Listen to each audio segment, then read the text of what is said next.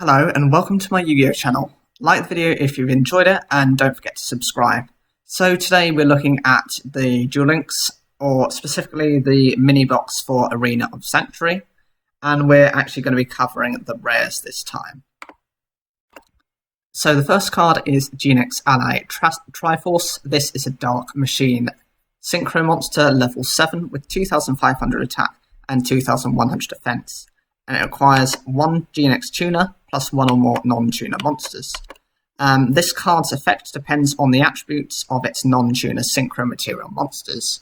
If it's an earth, if this card attacks, your opponent cannot activate any spell or trap cards until the end of the damage step. If it's a fire, if this card destroys a monster by battle, inflict damage to your opponent equal to the attack of the destroyed monster.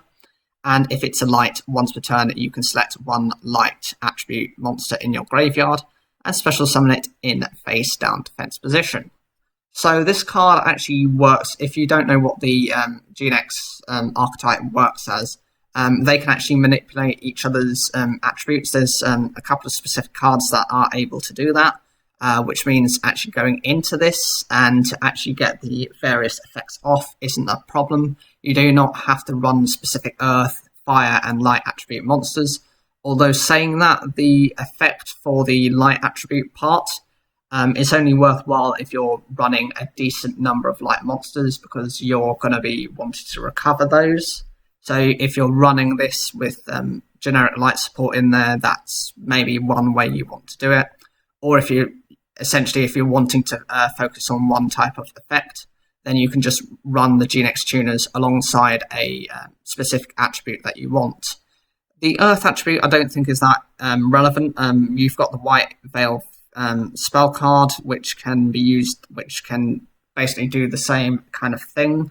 And there are monsters that actually do this as well. If you want to run anything that does the unable to activate any spell or trap effects until the end of the damage step effect, that is very much reminiscent of the Ancient Gears.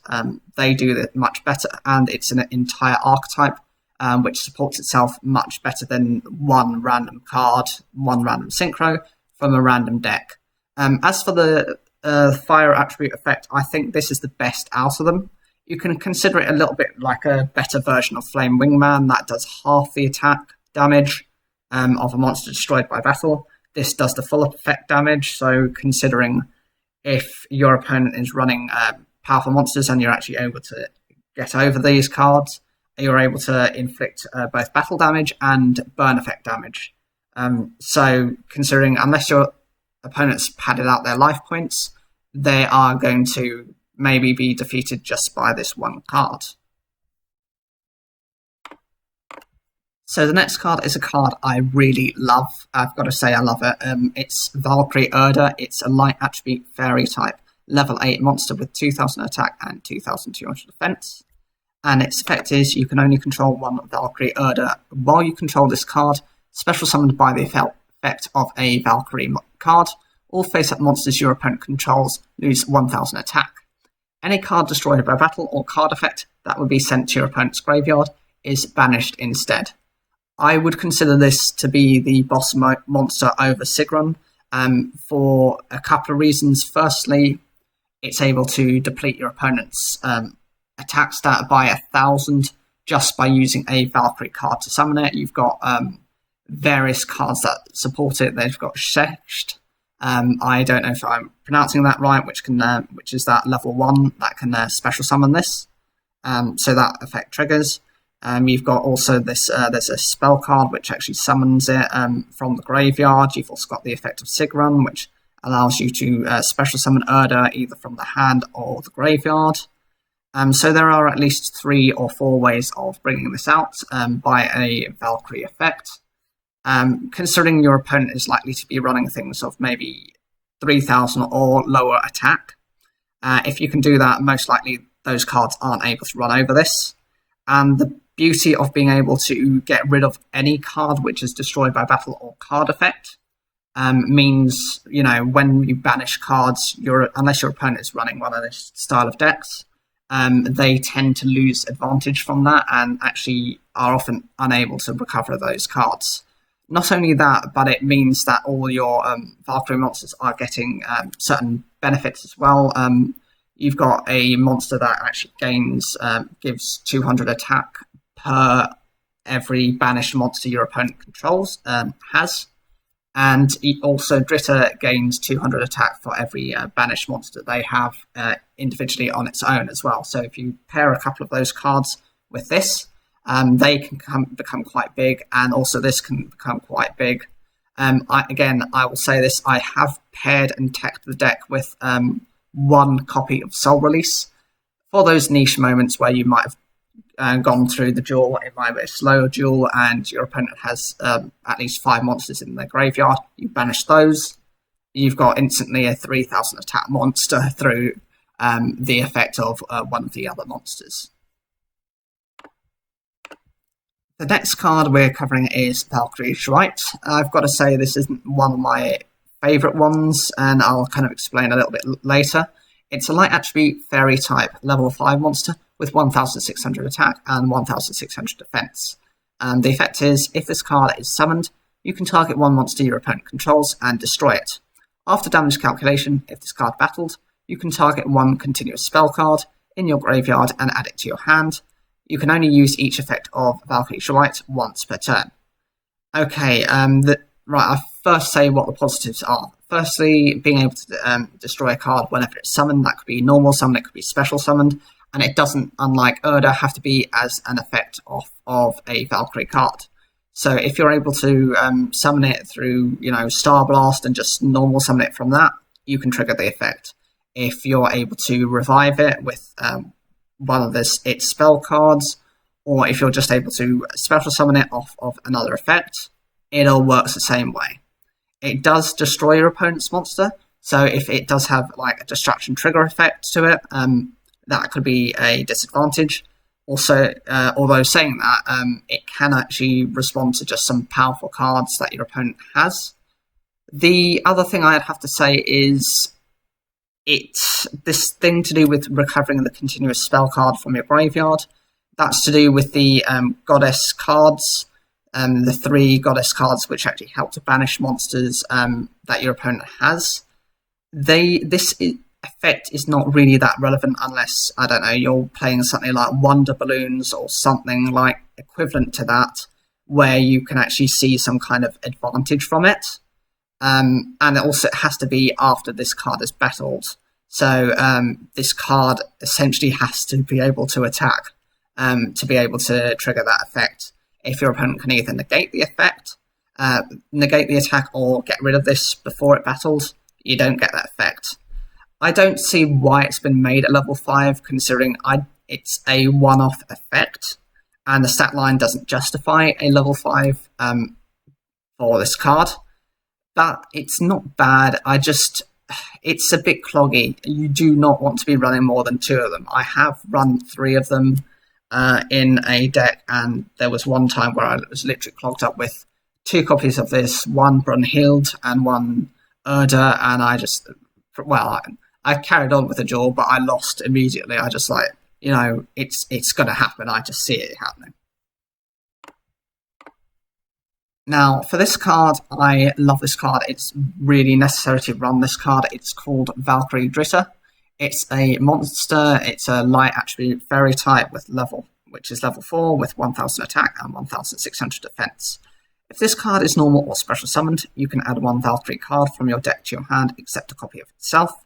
You can only use this effect of Valkyrie Dritter once per turn, and it gains 200 attack for each of your opponent's banished monsters.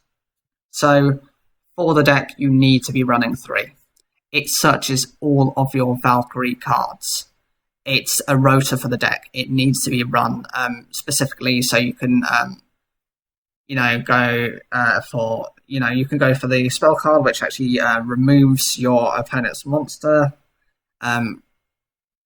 Or you could potentially search out some of the other cards. Viet works effectively with this, because if you can actually summon Viet as well, and crash it into something your opponent has, you're able to trigger that effect and special summon more Valkyrie monsters from your deck. Alternatively, this also gains a small stat increase per banished monster your opponent has, So if you're able to pair this with something like Soul Release, and you actually get rid of 5 monsters your opponent has, that's 1,000 attack. That makes it a 2,000 attack monster for a level 4. That isn't bad. So the next card is Valkyrie Dritter. It's a light attribute fairy type monster. It's level 3 with 1,400 attack and 1,400 defense. During your main phase, you can activate the top cards of your deck equal to the number of other Valkyrie monsters you control, and if you do, add 1 excavated normal spell or trap card to your hand. Also send the remaining cards to the graveyard. Otherwise, shuffle all excavated cards into the deck. When this card is destroyed by battle and sent to the graveyard, you can special summon 1 Valkyrie monster from your deck. You can only use each effect of Valkyrie Dritter once per turn. So this card, I do run 3 of them. Not actually for the first effect, but actually for the second one. When it's destroyed in battle, being able to actually go into Shesh, or even into Sigrun, and then actually special summoning another monster off of that, means you're often able to search for your Urda, which is the whole point of going into that start part of the deck. It depends on the situation. So, for example, if I've drawn into Urda, I can't get Sexed effect off of that, because you can run multiple within the deck, but I find only running 1 is the best way to do it. So if I've drawn it, I can't actually use the effect of Sexed to pull it from the deck, because it's no longer in the deck. That's why I go for Sigrun. If Urda is in the deck, I will then go and use Sexed effect to then special summon it from the deck. So it just depends on what I'm going for. I don't really go with Brunhild. As I say, it's powerful for what it does, but out of the kind of like 3 what I would define like boss monsters, it's probably the least effective for what you want, unless your opponent has like big beaters on the field. The other thing about the excavation of the effect is only based off if you've got other Valkyrie monsters on the field. If you've got 2 others, then okay, it might be worth doing, but if you're not running that many spell or trap cards, and remember they have to be normal ones, then it's probably not worth using that effect, unless you're running a spell trap heavy deck. But judging from how I play it, I tend to be slightly heavier on monsters, so I don't think that's necessarily a good thing. It's just an additional effect to use if you like. So the next card is Pheasant. This is a light attribute thunder type level 4 monster with 1,000 attack and 800 defense. This card can attack your opponent directly. When this card inflicts battle damage to your opponent by a direct attack, select 1 face-up monster on the field and remove it from play until the end phase of this turn. This card can be incredibly annoying to counter.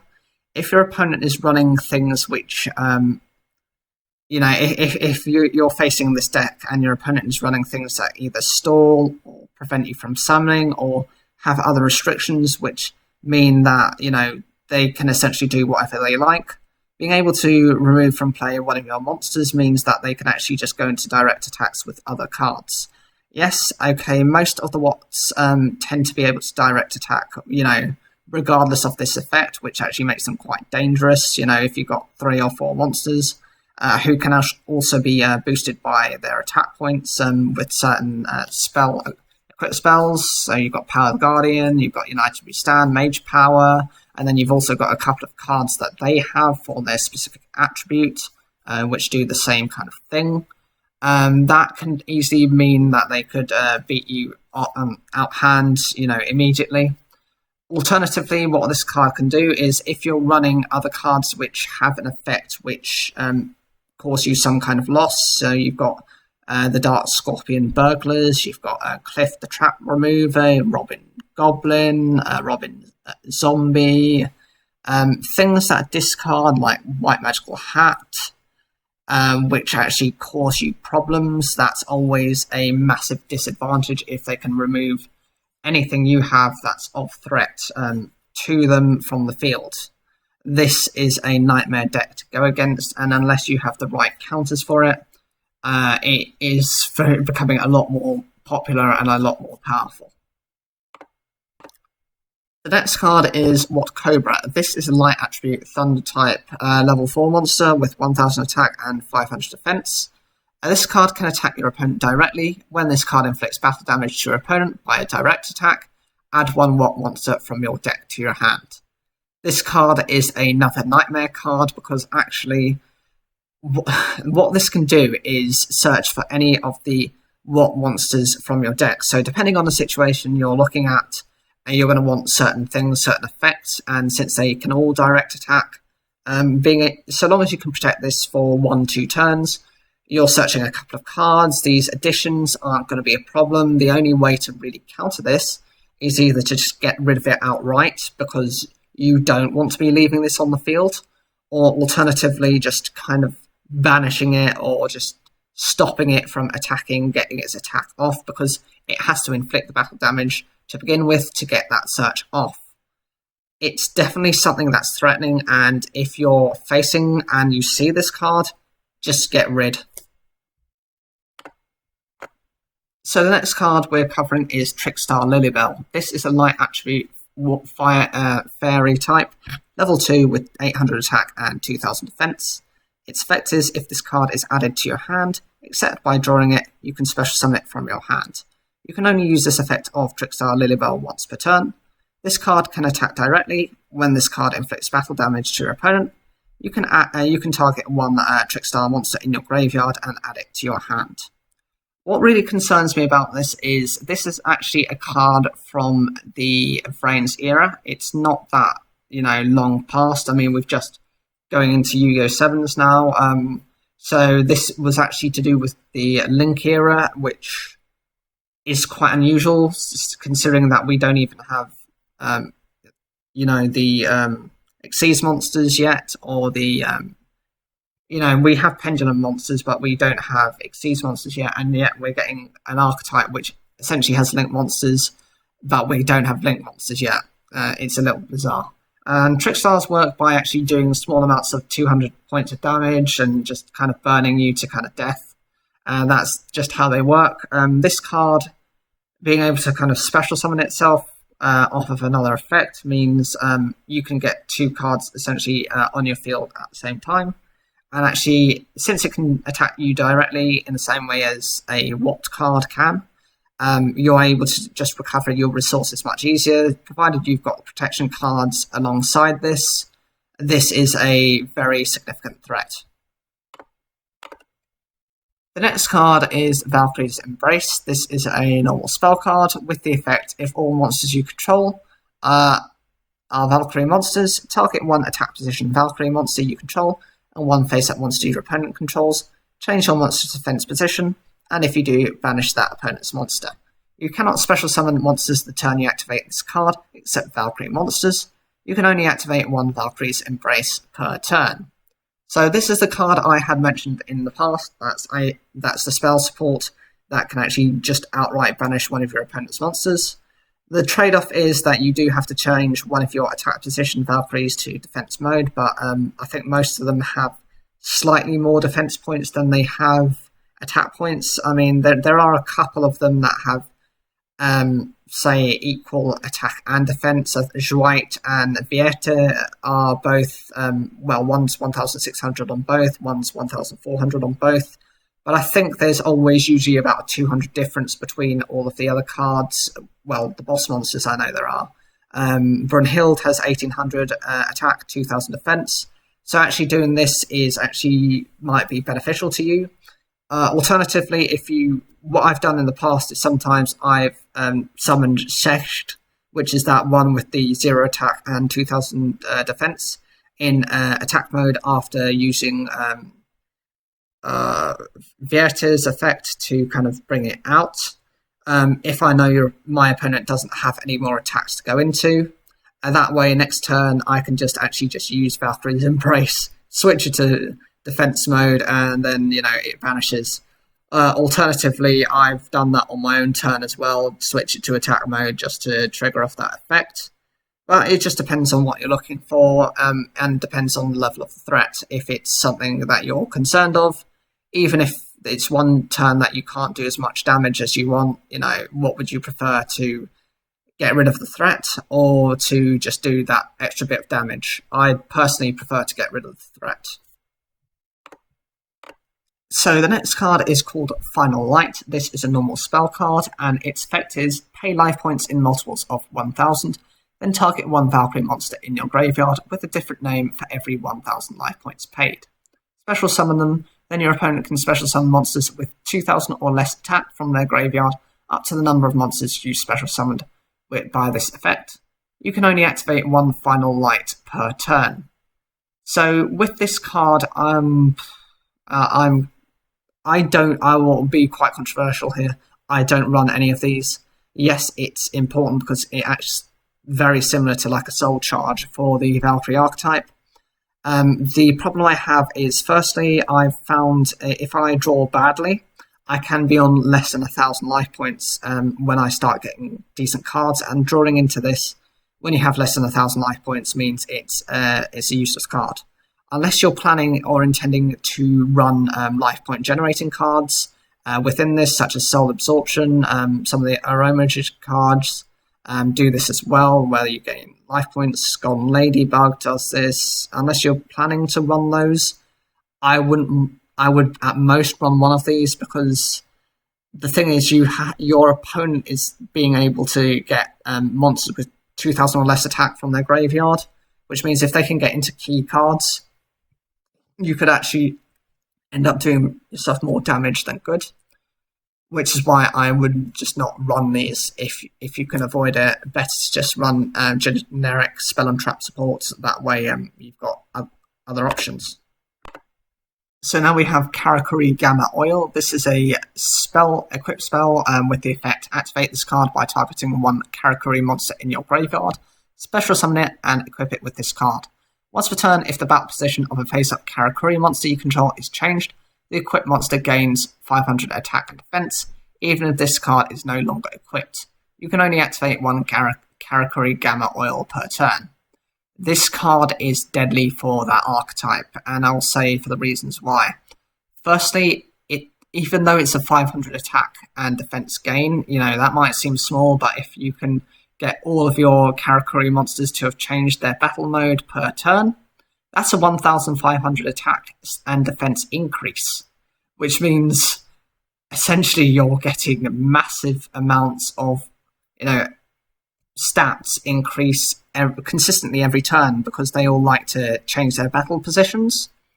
And even though it only applies to your Valkyrie monsters, it's when they get changed and doesn't impact on your opponent's battle positions changing. I say that's more than enough. This also acts like a bit of a Monster Reborn or a Call of the Haunted for this deck. So if you spin a long duel and you draw into this and you've drawn into nothing else, it's still decent.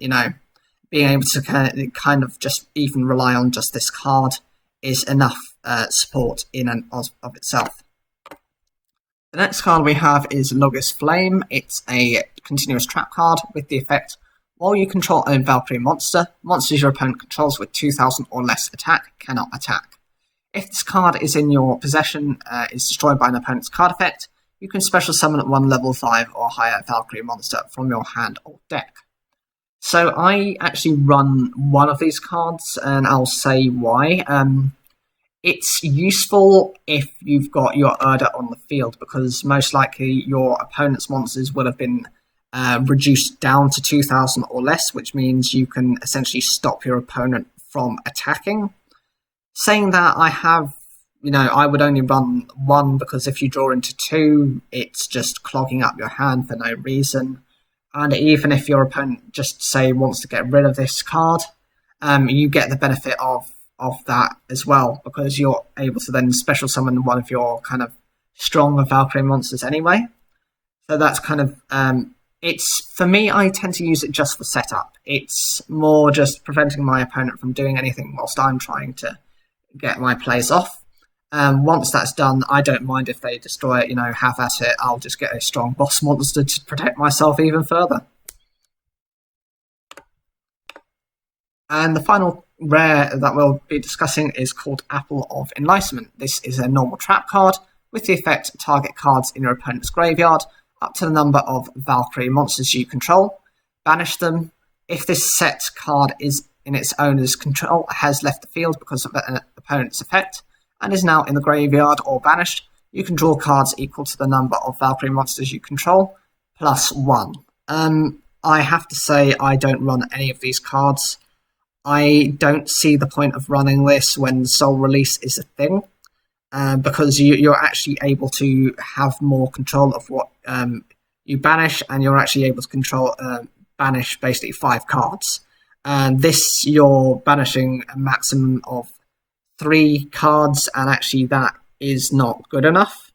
I also have not really triggered the second effect of it. I think I've done that once whilst playing around with the deck, and drawing the extra card really didn't make that much difference. I'd rather have Soul Release, which has a guaranteed effect rather than something that, it's much weaker in power, because of the off chance of, you might be able to draw cards if your opponent might destroy this card. So those were my opinions on the various cards for the rares. Whatever you think, please leave those comments down below. What was your favourite card? What was your worst?